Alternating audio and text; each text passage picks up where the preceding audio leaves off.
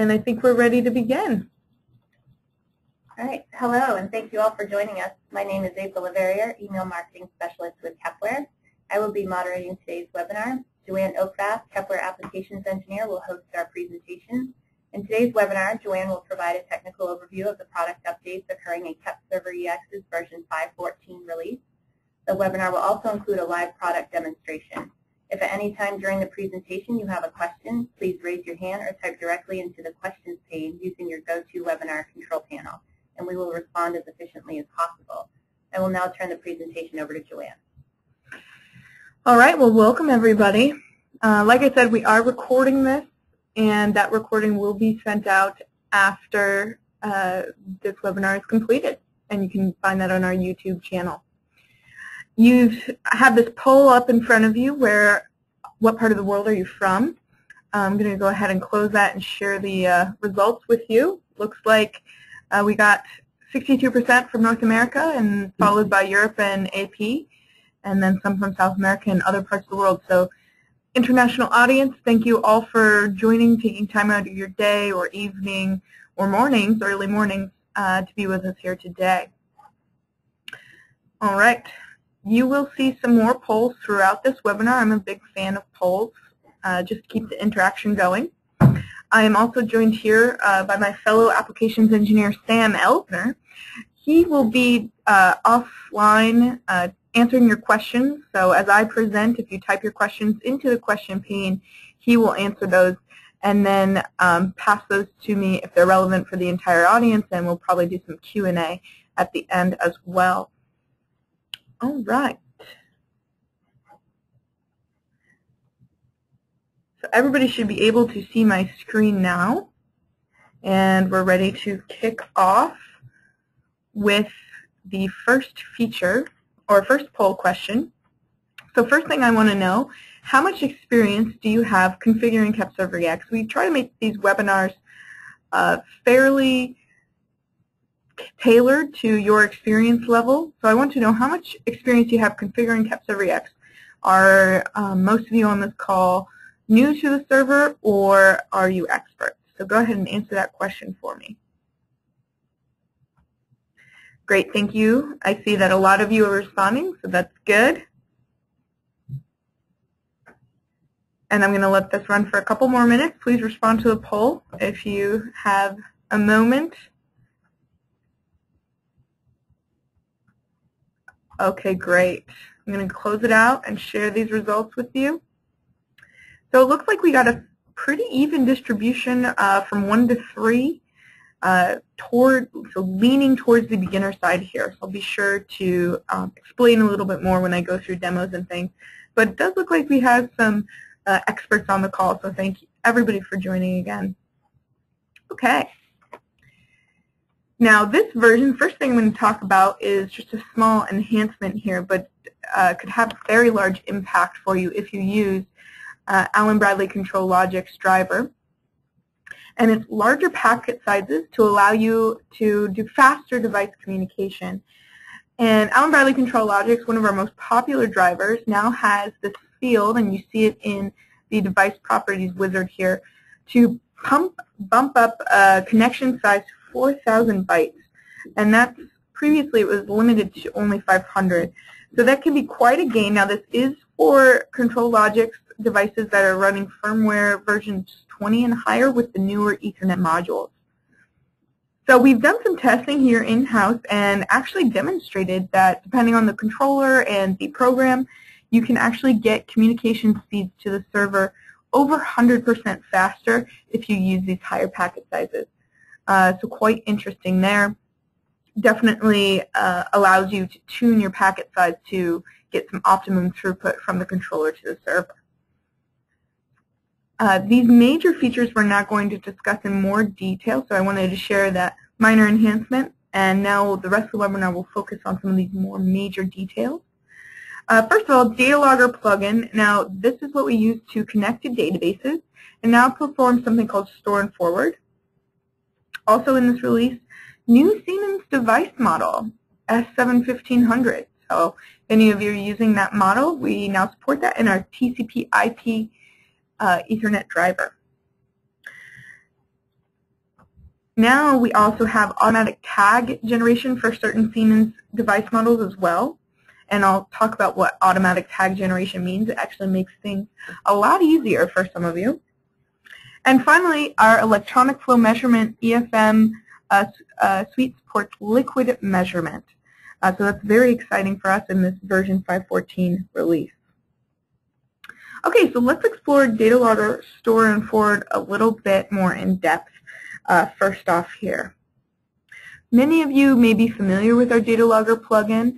Basically, you connect the server to a database and able to log data based on various triggers. So a time trigger or a certain condition is met, and that data could be used for historical comparisons, saving environmental data, or doing something like OEE. And really, you're familiar with databases. Possibilities are endless there as far as the data crunching goes.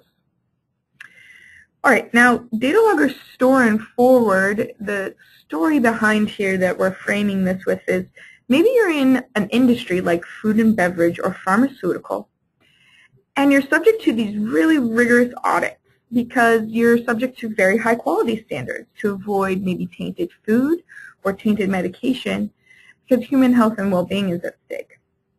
In order to meet these standards, you're probably logging off a vast amount of data to a database for auditing.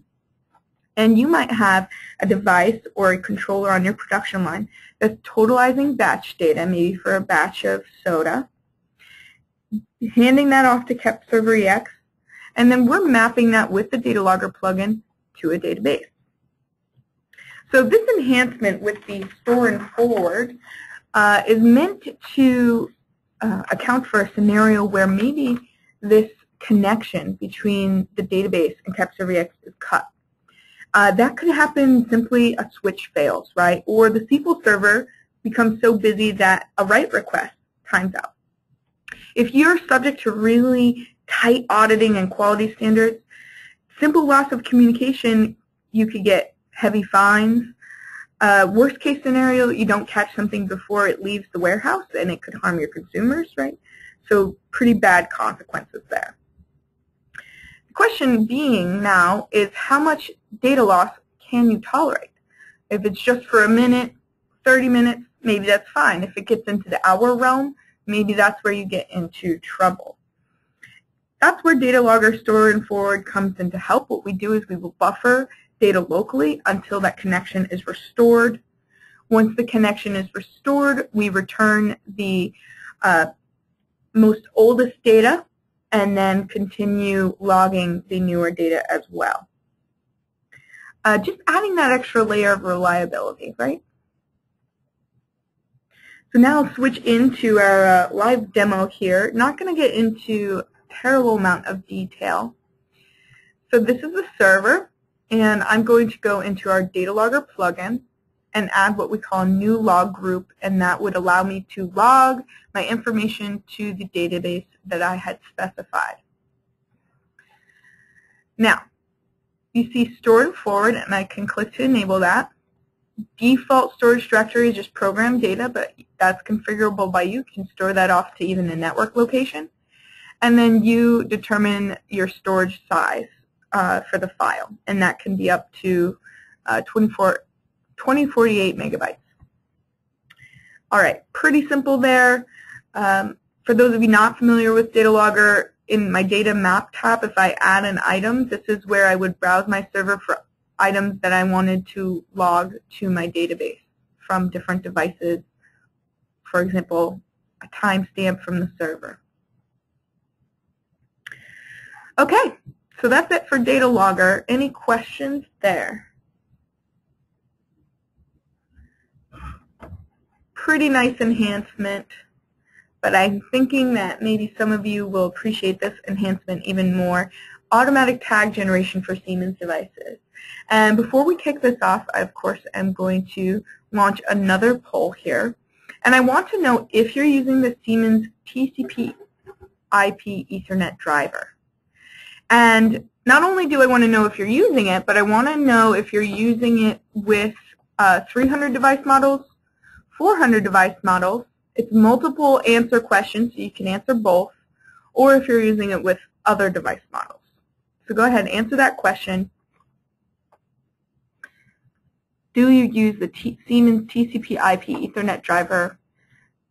Answer whatever applies with 300, 400 device models, other device models, or not at all. All right, lots of you are voting, so that's great.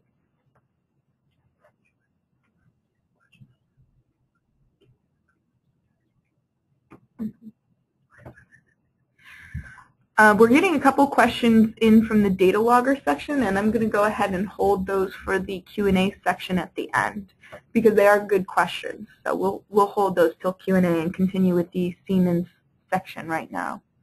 Okay, great. Thank you all for voting. I'm going to share these poll results with you. Looks like a good chunk of you, 60%, not using Siemens TCP IP Ethernet, but a combined 47% of you, or 46% of you, are using it with either 300 or 400 device models. So if you're using Siemens TCP IP Ethernet driver with those 300 and 400 device models, this enhancement, this feature, totally applies to you and can really help you out quite a bit. All right, so you connect to your device, and you have to add something when you're connecting to your Siemens device called a tag. And this is just an item of interest in that controller, in that PLC that you want. Manually typing and entering that entire tag item list, especially if you have some tricky names like we have here, can be cumbersome, error-prone. And engineers really should have a way to do this more efficiently, right? Engineers love efficiency. So automatic tag generation for these devices is meant to help with that. Basically, you have KEPServerEX with the Siemens driver. We go out to your Step 7 project files that you have configured for the 300 and 400 devices. We browse those files for shared symbols and data blocks and import all that information for those items into the server as tags, right? So just do it automatically. Should be fairly easy for you to get started and running with this.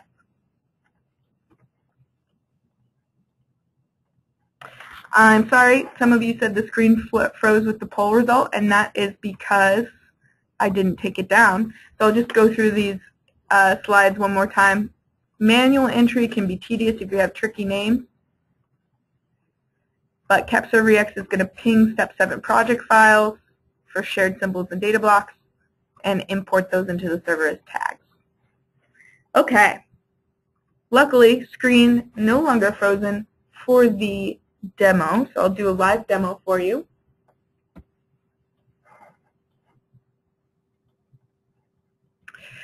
Now, right here we have our Siemens channel and device. I've already created it. So if I go into channel properties, I see I'm using the Siemens TCP IP Ethernet driver.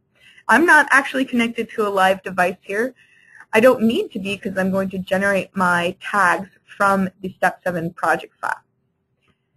And I have that Step 7 project file right here on my desktop for this demo, and that's all the project files that I need that I configured for Step 7, right? So I need all of them to perform this automatic tag generation. Now, if I go into device properties, you see I'm using an S7 300 model. Again, this only works with 300 and 400 models. And I am getting a question from Paul. Do you support grabbing tags from the PLCs as with the Ethernet IP driver? We only support it from the project files, the S7 project files, not from the controller itself. Another question from Kevin. Will the Siemens driver work with the S7 200? No, it will not. It's only 300 and 400. The reason being is that the 200, 1200, and 1500 uses the TIA portal, not Step 7 for configuration. So we only support devices that were configured using Step 7 because we're taking it from that Step 7 project files, okay? Good questions. Very good. Okay. Now what I'm going to do is go into this tag import tab, and this is new in version 5.14. And you see I have a browse button here to look for an S7P file and a program path list which is not populated yet. If I click the browse and I go into my desktop Siemens project files, I see that S7P file. It's very important to note that you need the full project file hierarchy here. This S7P file is simply a pointer or a beacon to where that project file hierarchy exists. You can't just copy that single file over and expect to do Siemens automatic tag generation. So I'm going to point towards that file hierarchy with the S7P file. And as soon as I populate that file, the server pings my project file and shows me all the station CPUs that I have configured in that project file. So I have a bunch of CPUs configured, 300 and 400 devices, and I'm going to go ahead and select the first one. Okay, so 301 and click Apply. Now I'm going to go into Database Creation tab, and once I click Auto Create, if all is well, I should get some messages down here saying that that automatic tag generation was kicked off and that it completed successfully. And you see automatically I get some device items pulled into my server. On the device root level, I have all my shared symbols that were created in that PLC program CPU configuration file. I also have tag groups here for all the data blocks I had configured. Data blocks that are given a username are imported with that username. Data blocks that don't have a name are just given the number that they were given when they were created in step 7. And we do support nesting of data blocks up to, I believe, 6 or 7 nests data blocks there. So as far as you can go with the step 7 project for nesting. And I'm getting a good question from Aaron. Is there a way to only import a specific selection of addresses? For example, maybe you don't want to do all the data blocks and all the shared symbols. No, not at this time. There's not a way to import specific data blocks. You would need to import them all and then delete the ones. So I'm just pressing the delete button here, or you can right-click and delete the ones you don't want. Okay, good question, Aaron. All right, so that's it for Siemens ATG. Fairly exciting there, and hopefully very helpful for those of you who are using the 300 and 400 devices. All right, last subject of the day, last detail, liquid support for electronic flow measurement. And of course, what would this section be without a poll question? And I do promise to take it down when we're finished. So, do you use Kepware's flow measurement products? And the answers would be yes, you use flow computer drivers. Our flow computer drivers are ABB TotalFlow, FisherRock, OmniFlow, and Enron Modbus. Yes, you use the EFM Exporter plugin. Again, this is multiple choice, so you can select both of those. No, but maybe you plan to in the future, or no, not at this time. Might not be applicable to you. This is really for the oil and gas sector. Thank you for voting. So I'm getting lots of votes in. That's wonderful. And very nice to see that some of you are using the product and plan to in the future as well.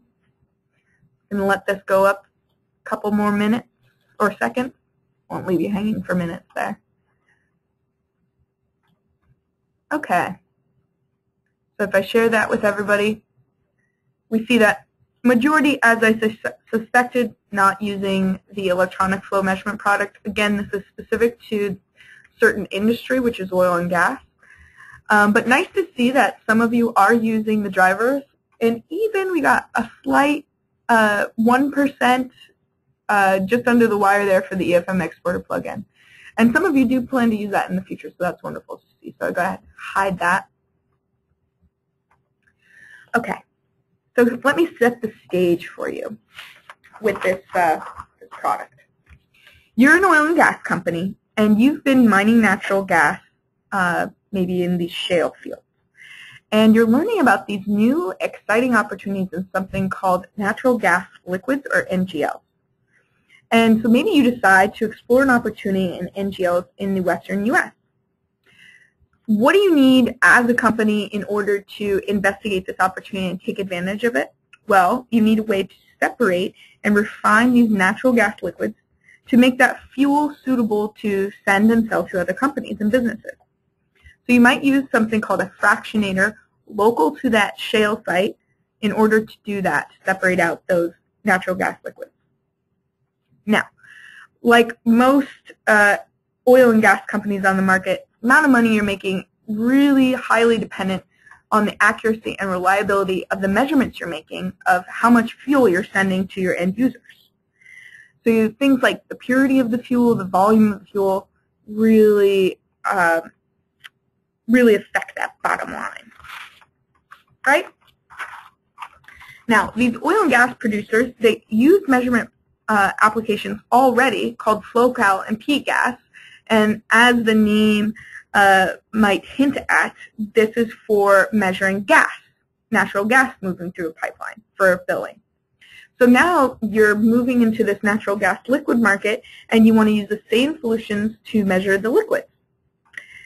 So how do you get that data, right, from that local fractionator, remote fractionator site local to the shale fields to your FlowCal and P-gas applications? Well, of course, since this is a Kepware webinar, you would use something like KEPServerEX.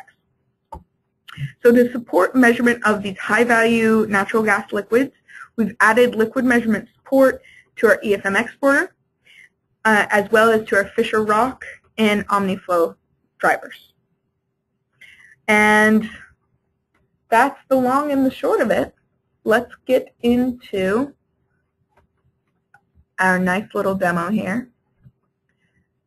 So first thing I want to do is create a new channel and device here. And for those of you new to the server, this is the same process you would go through for any device you were connecting to. You'd create a channel and then a device for it. So I'm creating a channel and device for Fisher Rock Plus. If I select the Fisher Rock Plus driver from my big list of drivers there, I'm just going to click Next through all of these because for the most part our defaults are meant to get you going the first time. So I finished that and again just selected the Fisher Rock Plus driver there. Now I'm going to add a device, and you see that we have now the 809L and the 827L models in V514 to support liquid measurement. So I select 809L model. Again, leave most of this at default. This is explained in earlier version release videos, version 5.9 and 5.10 you can check out. And I see on my EFM meters tab, we have this new liquid turbine option.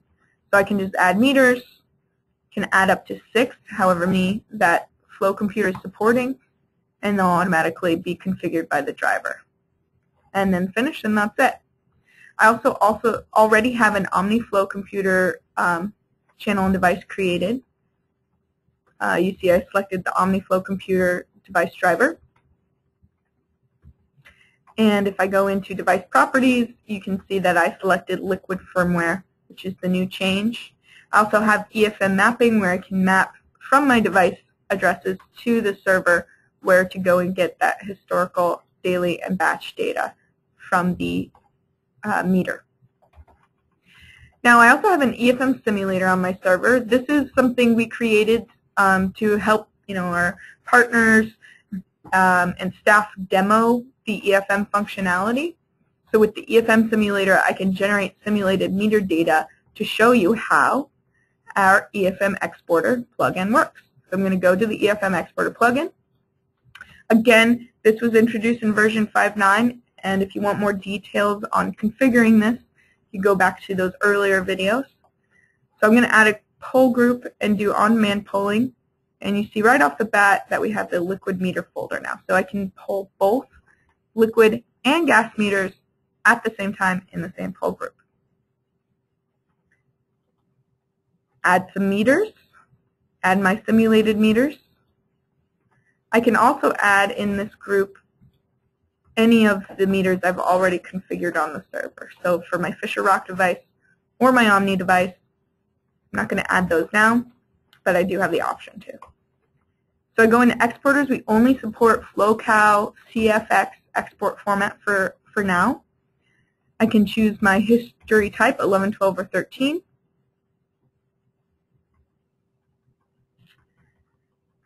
and we're good to go. So if I launch my quick client here, I go into my EFM exporter poll group here, and I have this .poll tag that I can write to execute that on-demand polling. So I click apply.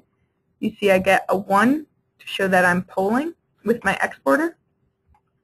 And then as soon as that's done, the exported documents get pushed to my desktop. So I have my different meter documents here in CFX format. Now I have something called the show CFX to kind of view what this data looks like. Just drag and drop that file in there, and you can see configuration, my simulated configuration, history, batch report data, and so on. Okay. That is it for that demonstration.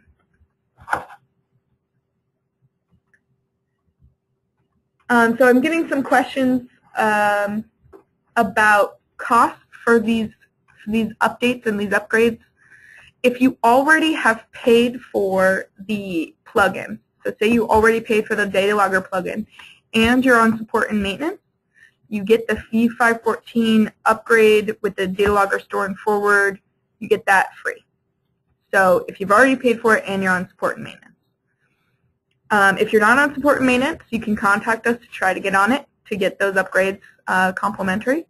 And that goes for any upgrade. So for example, if you've already paid for our EFM suite, you would get this liquid upgrade if you're on support and maintenance for free. Okay? All right. Now what would be the end of a webinar without one last poll question? You guys know I love these. So I want to know, will you use this? Again, multiple answers. So yes, you will use Siemens ATG. Yes, you're going to use Datalogger store and forward. Yes, that liquid EFM functionality. Yes, Allen Bradley control logic. You can answer yes to all of them, which would make me very happy. Or no, not at this time. So lots of you are answering. That's great to see. And it's distributing pretty much as I had suspected. So share these with you after a few more seconds of people voting. So please vote.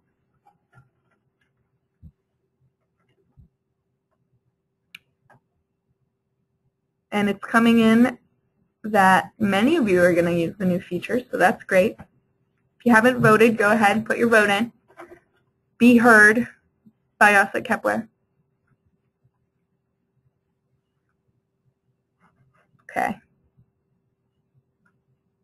Great. And let me share these results with you. So, as I suspected, most universal, most popular Allen Bradley control logic driver, 52% of you said you will use those packet enhancements. So that's great.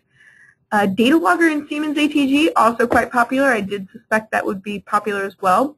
So many of you will, around 40% of you will use either both of those or one of them. And some of you said yes, liquid EFM, so that's very good to see. And some of you still know not at this time. Again, if you need more info on this, we have lots of information up on YouTube. You can contact me directly, training@kepware.com. Contact anybody here really, and download the free demo software. You can do the entire full install, all the features, and run it for a 2-hour time period, and restart the timer every 2 hours to experiment with it if you're unsure. We have training classes here on site that you can come to help you out. Okay. Now, I did see some questions in here, and we'll go ahead and move into the Q&A portion of this webinar. And I'll just take these in order that they came in. So the first one I see came in about Datalogger, and it looked like Sam answered these, but I'll go ahead and answer them. System tags. Someone, Paul, asked, can you mention system tags available for Datalogger? And yes, indeed I can.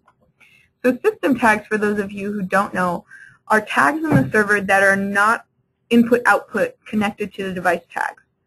So they could be tags talking about the server timestamp, so the timestamp for the computer that the server is installed on, or for some of our plugins. And our Datalogger system tags have been updated for Datalogger Store and Forward. We now have this _buffering system tag. So if Datalogger is in error and you're trying to log something to the database, but we can't because we're getting a connection error, you might see this buffering bit go high, which means that we're creating that file local to the server or wherever you stored it and trying to buffer that data that you're logging using Datalogger. As soon as the error bit goes low, we're going to push that old data to the database. You might still see the buffering tag high because we're going to still be buffering and trying to empty out that file. And then once that file is completely empty, we won't be buffering at all. So that was a great question. Thanks for that. Okay, interesting question here. Why do some of the polls not add up to 100%? That would be because some of the polls are multiple answer, which means you could have answered yes to multiple things. That's why they wouldn't add up to 100%. Okay, another question on Datalogger from Lawrence. Can I configure a data expiration in Datalogger such that the data will expire after a fixed number of records are collected or by data age? So I believe that expiration would have to be configured on this database side. Datalogger is true to its name, right? We do the logging of the data. If you wanted to manipulate that data, you could use something called our ODBC client driver, which is a device driver that you could set up on the server to interact with databases, but Datalogger is only going to log. So you're not going to be able to delete with Datalogger. That would be from your database management side.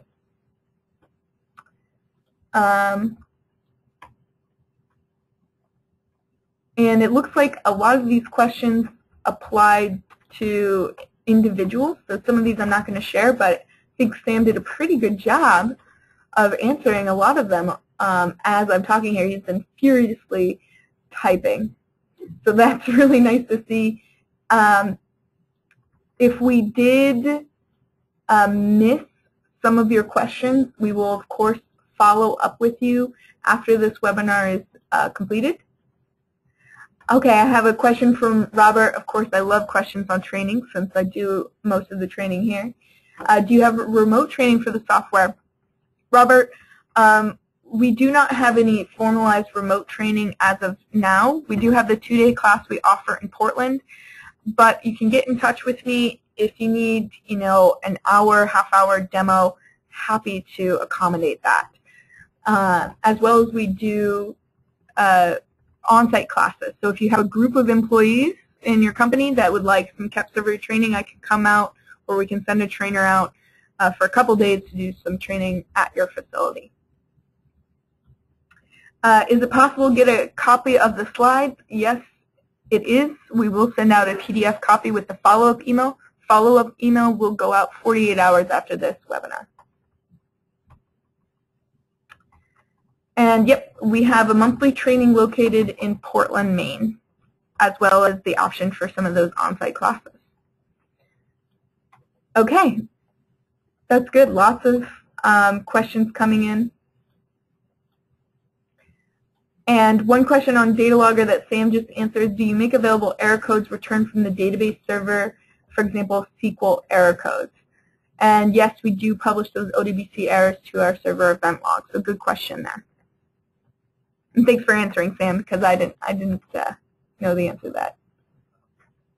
Okay, question from Aaron on AccuLoad controllers. We're going to get back to you on that, yeah? We know. The AccuLoad 3 controllers support Modbus. So you can use either our Modbus TCP Ethernet driver or our Modbus serial driver if you're connected by serial. Okay. Well, if there are no more questions, I think that brings us to a little bit past the hour, but still within our kind of 30-minute time frame there. So that's good. And I'm going to go ahead and let April sign me out. All right. Thank you for participating in today's webinar on KEPServerEX version 5.14. We will send you additional information on this topic by email, and we'll make a recording of this webinar available on Kepware's YouTube channel within 48 hours. If you have any questions that were not addressed today, please contact a Kepware representative by email or by the phone number provided on your screen. And this concludes our webinar. Thank you for joining today.